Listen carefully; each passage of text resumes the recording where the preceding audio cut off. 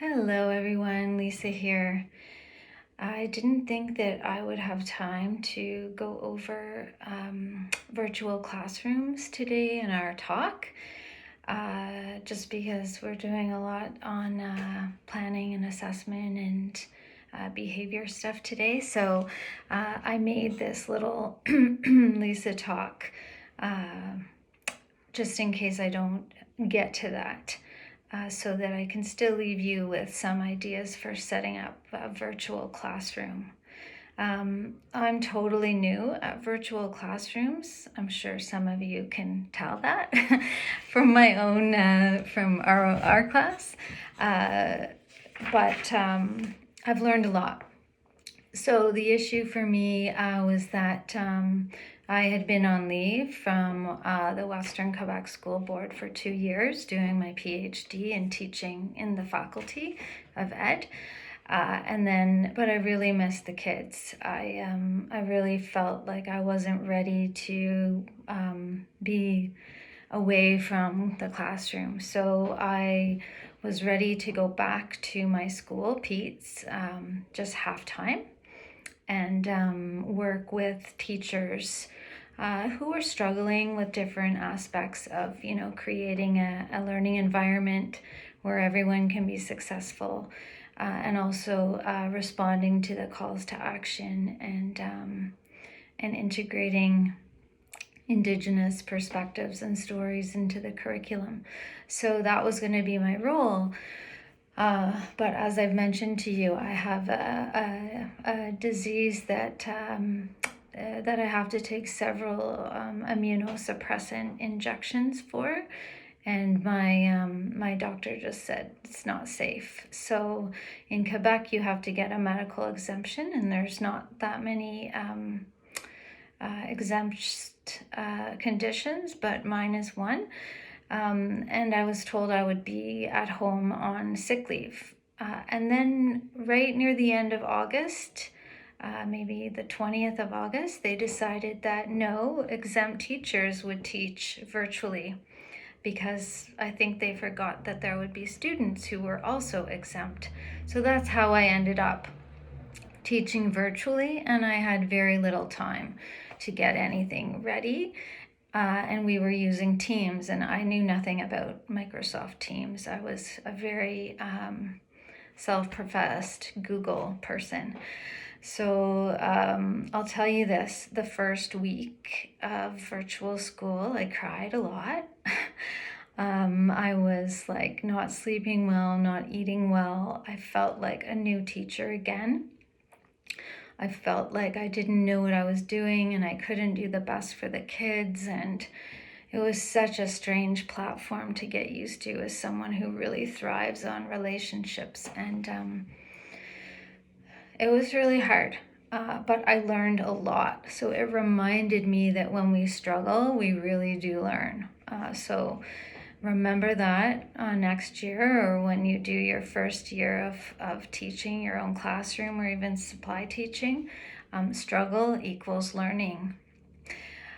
Okay, so what have I learned?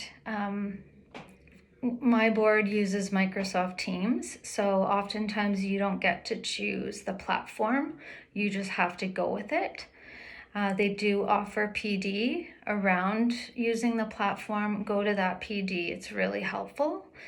Reach out to the technology people. So I had several meetings in that first few weeks of school with the technology consultants at the board, and they could walk me through different things. So that helped me a lot. Check all your permissions on the platform. So make sure that your students can't mute you. Make sure that they can't take over and start screen sharing. There's chat disabling functions because some of them will chat in the sidebar when you don't want them to. So really that would be first, like become really aware of all the different safety protocols that you can put in place before your first class. And if you don't know what they are, reach out. check all permissions on anything you're sharing with them. So I do a lot of the work on Google Forms. And if you go into your sharing settings and you make sure that it's not restricted, then they don't need to sign in to be able to work on the form and submit it. And that makes a big difference, especially when you're teaching younger kids. The whole signing in process can be really hard for them. So just check all those settings on anything you're sending them out, and practice yourself beforehand. So send the link and see if you can open it. Just trying to reduce all of those snags that can happen.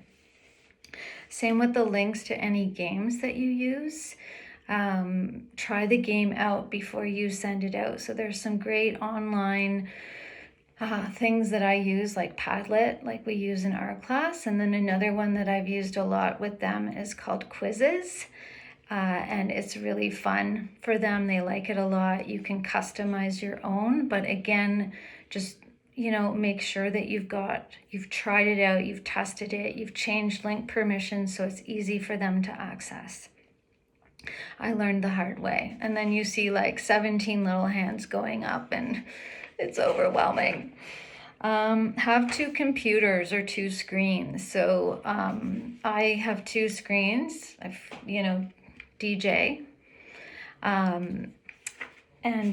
So I have one screen where I can screen share, and then I have the other screen where I can see all of them, and I can track, who's putting up their hand, etc., and I can see them.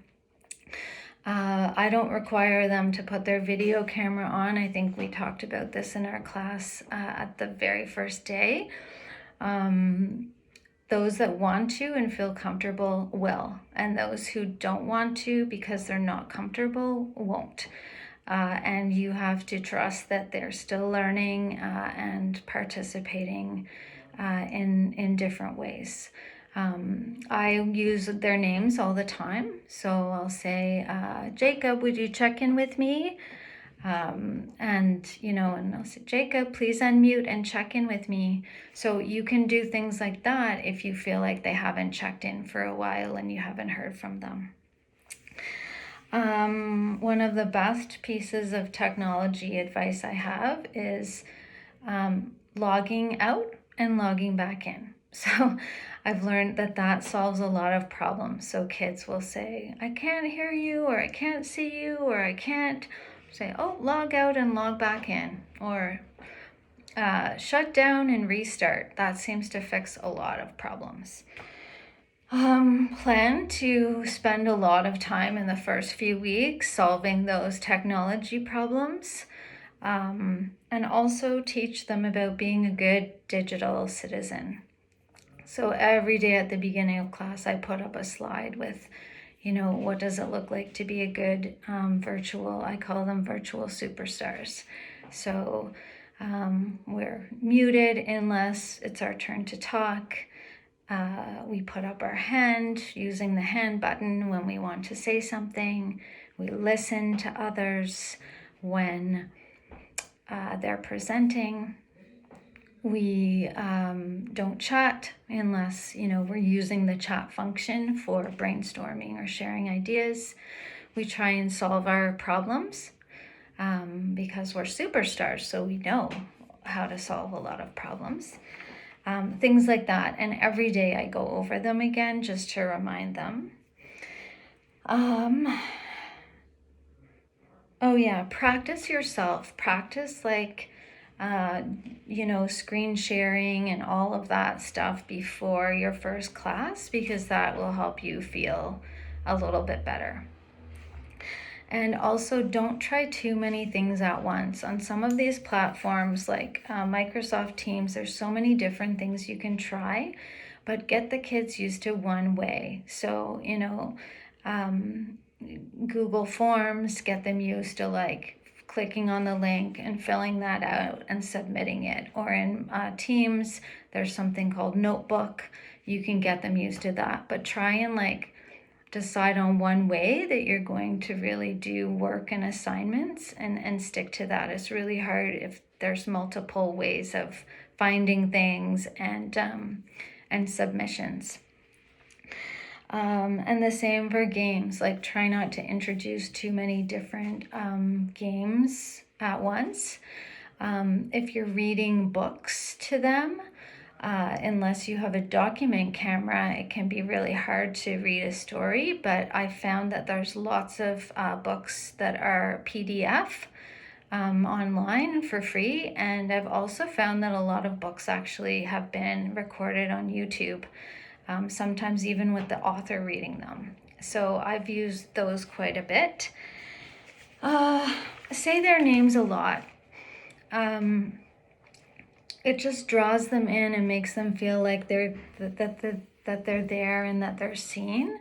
And at least once a week I do like a sharing circle where we just go around and, I say, how are you doing? Or how want to share something about your weekend. And this really helps them. The other thing that I would say that has worked for me is doing personal choice projects with them. And so they all chose their own topic, and they made a Google slideshow, and then they presented. And that was really fun because then you get to hear from all of them and see their work, and they get to talk and answer questions, and lots of fun. So try and find the fun. Also celebrate things. So Halloween, we all dressed up, even though it was virtual, and we had a little party and showed our costumes. And we've also had a few pajama days because, one of the rules for virtual school is that you come dressed. You're not in your bed. You're sitting at a table. You've got a good workspace. This is school. So, making that routine for them, but also having lots of celebrations too. Okay, I think that's what I've mainly learned about virtual learning. It does get better. So if at first it seems so hard and strange, it really will get better. So thanks for listening, and hope that was helpful.